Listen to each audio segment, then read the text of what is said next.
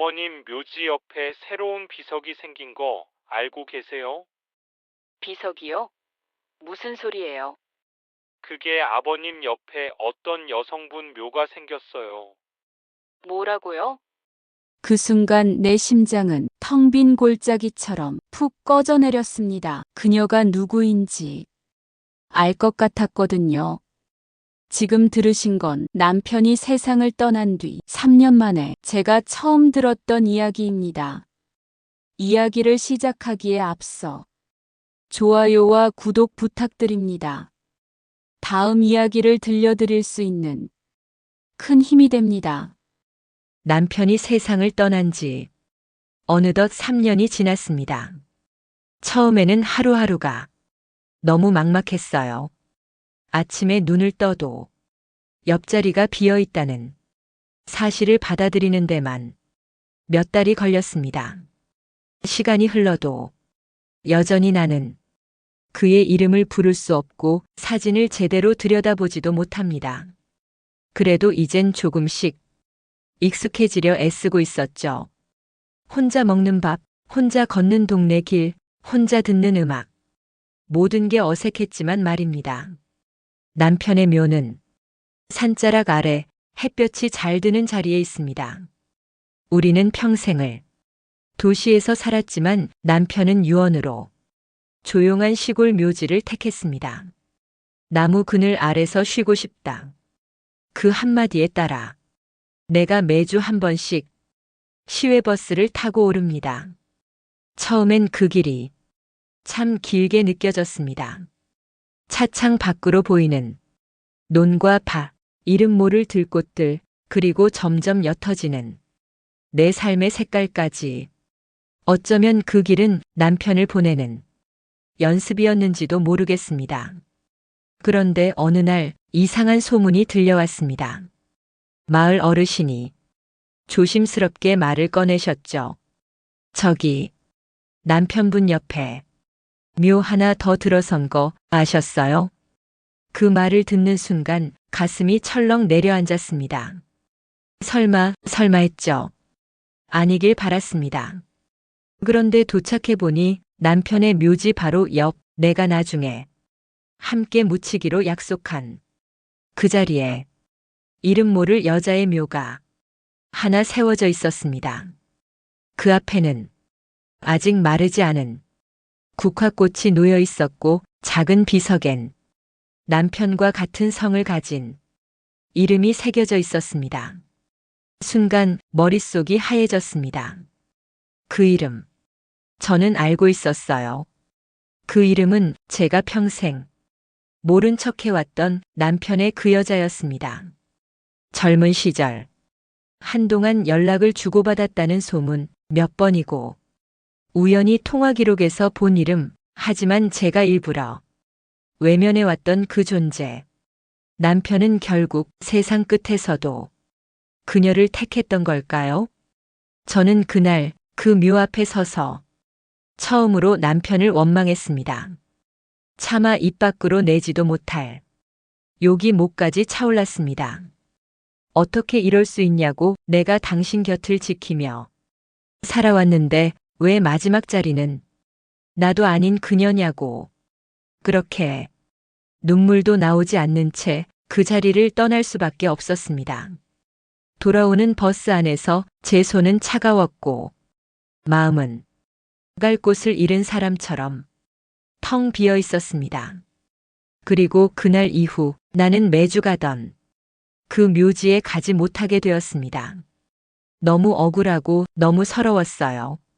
남편의 마지막 선택이 나 아닌 그녀였다는 사실이 내 남은 삶을 송두리째 흔들어 놓았습니다.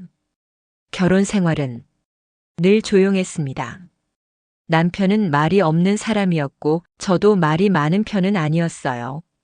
그저 묵묵히 서로의 자리를 지키며 사는 게 우리 부부의 방식이었습니다. 다정한 말 한마디 없어도 서로의 밥그릇에 반찬을 하나 더 올려주는 것, 그게 우리식의 애정이었죠. 아이 둘 낳고 키우느라 시간이 어떻게 갔는지도 모릅니다. 남편은 회사 일에 바빴고 저는 집안일과 육아에 지쳐 살았죠. 그 시절엔 서로가 서로에게 그리 많은 걸 바라지 않았습니다. 그저 잘 살아가는 것, 그게 전부였어요. 하지만 어느 날부터인가 남편이 휴대폰을 숨기기 시작했습니다. 늦은 밤 조용히 통화를 하곤 했고 제가 다가가면 통화를 급히 끊는 모습이 몇 번 눈에 띄었죠. 처음엔 그냥 일 때문이겠거니 했습니다. 하지만 어느 날 남편의 셔츠 주머니에서 작은 쪽지 하나를 발견했습니다. 오빠, 오늘도 고마웠어요. 다음 주 그 자리 기억하고 있을게요. 익숙지 않은 필체, 낯선 말투. 그 쪽지를 본 순간 심장이 쿵 내려앉았습니다. 말은 하지 않았습니다.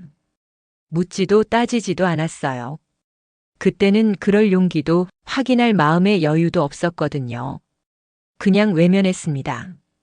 남편이 집에 있는 동안은 예전처럼 대해주려 했고 아이들에게는 아무 일 없는 척 했습니다.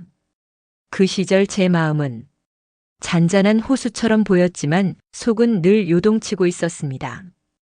누군가와 나눌 수 없는 감정, 말해도 해결되지 않을 관계, 그 안에서 저는 그저 참는 법만 배워갔습니다.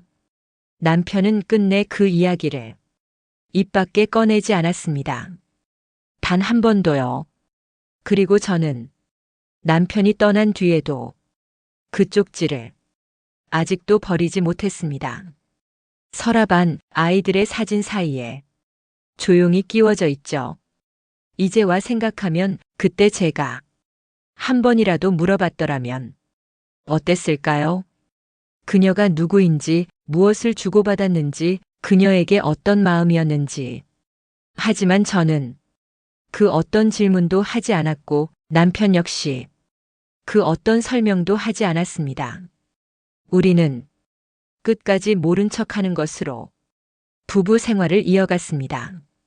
그리고 지금 그녀의 묘를 내 눈앞에서 마주한 이 순간 그동안 제가 외면해왔던 모든 것들이 한꺼번에 쏟아져 들어왔습니다. 그녀는 과연 남편에게 어떤 사람이었을까요? 단순한 스쳐간 인연이었을까요? 아니면 제게 줄 수 없었던 무언가를 그녀에게는 줄 수 있었던 걸까요? 그 생각에 가슴이 점점 답답해졌습니다. 남편이 생전에 조용히 웃던 얼굴이 자꾸만 떠오르던 날이었습니다. 며칠을 고민했습니다. 이대로 묘지를 두고 살아갈 수 있을까? 내가 죽은 뒤 그녀 옆에 묻히는 게 과연 옳은 일일까? 아니, 그렇게까지 해야 하나? 내가 왜 이런 굴욕을 감내해야 하나? 화가 났습니다. 자존심이 상했고 마음 한켠이 세차게 무너졌습니다. 아이들에게 말을 꺼냈지만 그들도 당황한 눈치였습니다. 엄마 아빠가 살아계실 땐 그런 말씀 한 적 없었잖아요. 그냥 그분도 아빠 인생에 잠깐 스친 사람일 수도 있고. 하지만 묘지를 보면 그게 단지 스친 인연으로 보이진 않았습니다. 비석엔 남편의 유언이 새겨져 있었으니까요. 내 옆자리 당신과 나눈 계절들에 대한 작은 인사로 당신이라니 나는 아니었습니다. 그 글귀를 보는 순간 무릎이 꺾일 뻔했습니다.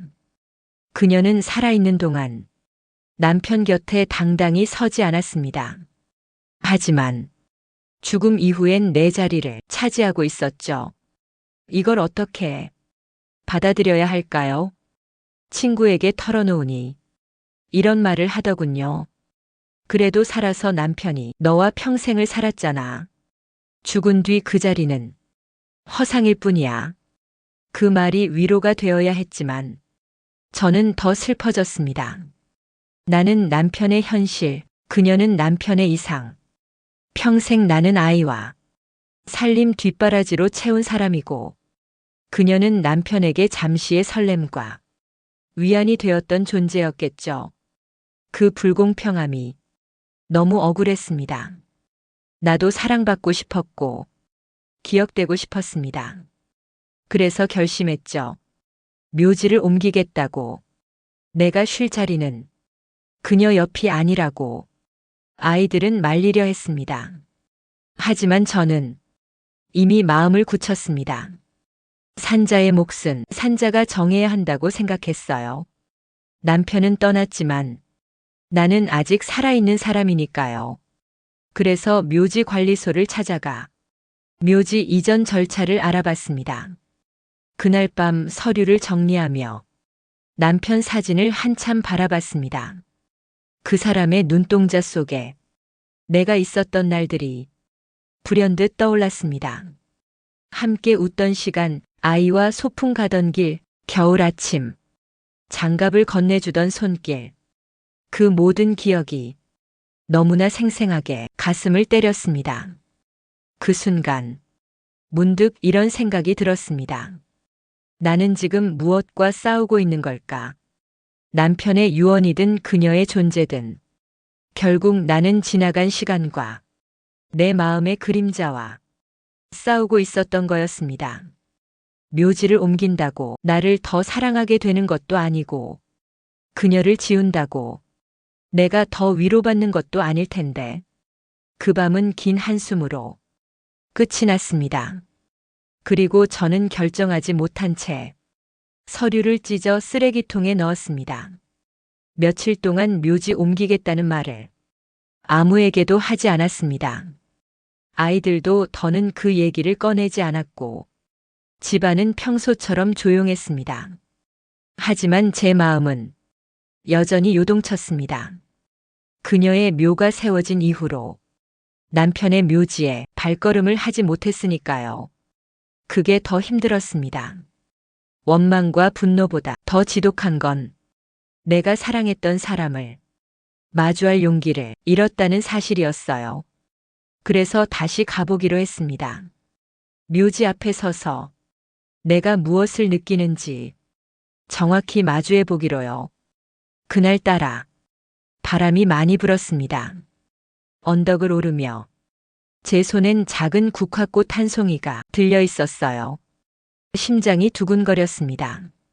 남편을 다시 본다는 것, 그 옆에 그녀가 있다는 것을 인정해야 한다는 것, 그 모든 게 참 두려웠습니다. 드디어 묘지 앞에 섰습니다. 비석은 여전히 그 자리에 있었고 그 옆에는 그녀의 묘가 조용히 나란히 있었습니다. 그녀의 비석엔 짧은 문구가 새겨져 있었습니다. 내가 사랑한 사람 옆에서 고요히 잠듭니다. 처음엔 그 문구가 너무 얄미웠습니다. 감히 사랑이라고 그 말 하나로 내가 쌓아온 모든 시간을 무시당하는 것 같았어요. 하지만 가만히 묘비를 바라보다 문득 알게 됐습니다. 그녀도 그저 한 사람으로 살다 간 존재였다는 걸.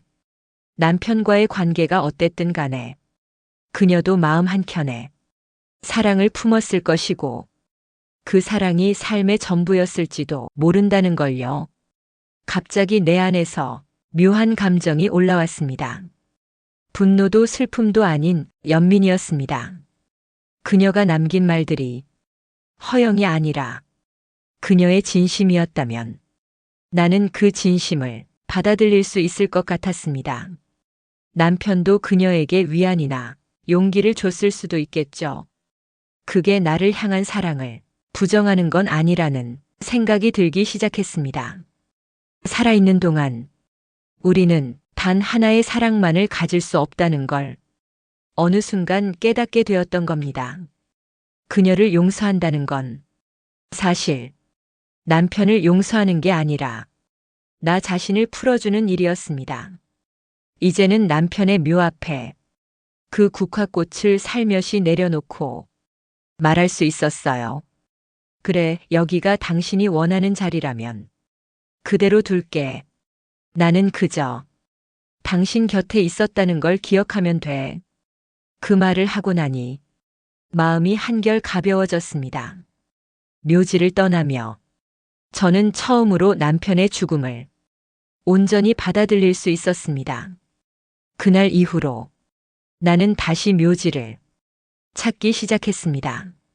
매주 토요일 시외버스를 타고 산자락 아래 그곳으로 향했죠. 예전과는 조금 달라진 마음으로요. 이젠 그 옆자리의 존재가 덜 불편해졌습니다. 처음엔 눈길조차 주기 싫었던 그녀의 묘비에도 국화꽃 한 송이를 같이 놓게 되었어요. 그 꽃은 용서의 상징이었고 또 다른 의미에선 내가 진심으로 남편을 떠나보냈다는 증표이기도 했습니다. 사람들은 말했습니다. 참 이상한 관계다. 어떻게 그걸 그렇게 담담히 받아들일 수 있냐고. 하지만 저는 말하지 않았습니다. 그들이 모르는 내 마음의 여정은 한참을 돌아 여기까지 온 것이니까요. 처음엔 그저 이 모든 게 억울했어요. 나는 평생 남편 곁에 있었고 그를 위해 모든 걸 내어줬는데 죽고 나선 그녀와 나란히 누운다는 게 참으로 아이러니했습니다.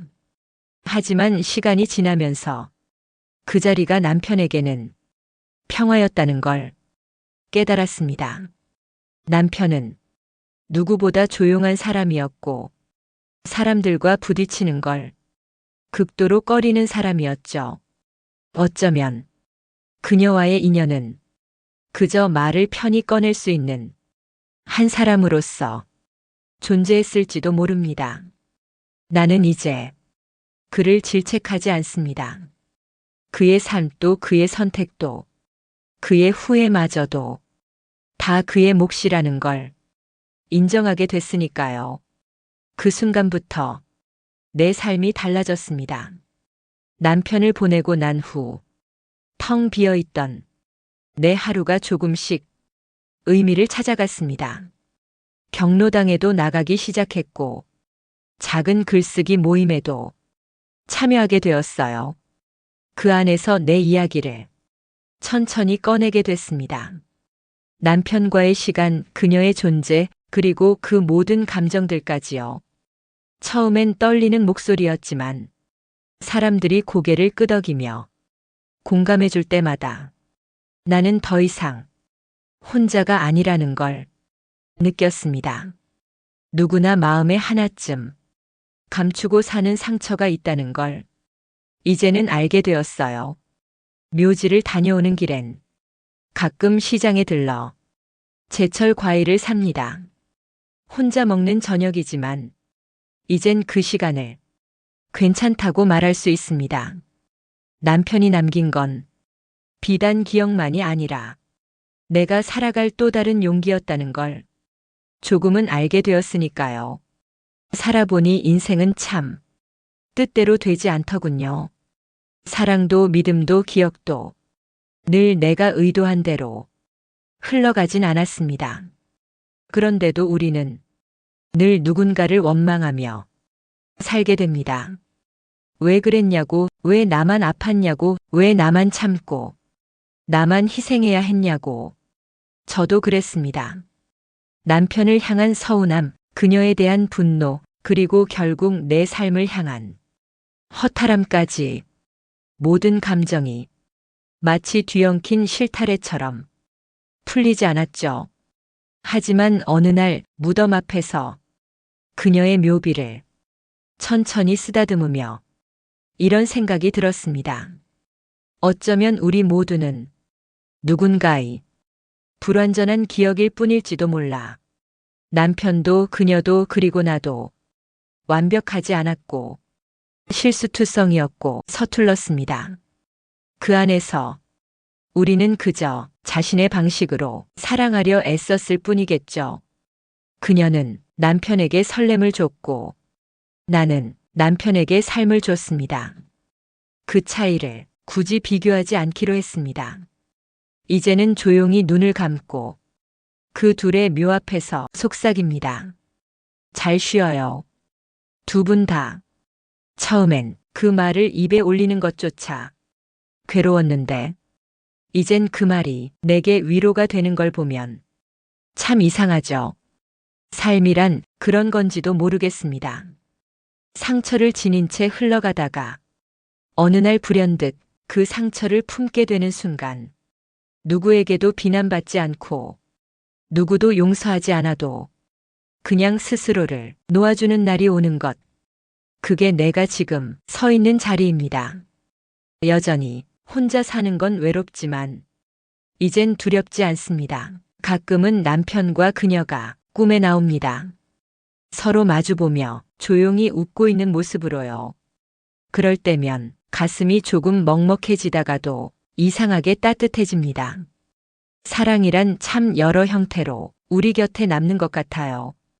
지금 내 곁엔 사진 속 남편의 눈웃음, 그녀의 묘비에 놓인 국화꽃 한 송이, 그리고 조금은 단단해진 나 자신이 있습니다. 삶의 마지막에 남은 게 이것뿐이라 해도 저는 괜찮다고 생각해요. 그대도 그리워하고 그녀도 용서하고 나도 사랑할 수 있게 된 지금의 내가 어쩌면 가장 완성된 모습이 아닐까. 여러분도 혹시 이런 감정을 느껴본 적 있으신가요? 마음속 깊이 담아두었던 말들, 차마 꺼내지 못한 상처, 그래도 끝내 용서하고 싶었던 순간들. 그게 바로 우리를 살아있게 만드는 이야기 아닐까요? 오늘도 제 이야기를 들어주셔서 정말 감사합니다. 다음에 또 조용한 마음으로 찾아뵐게요.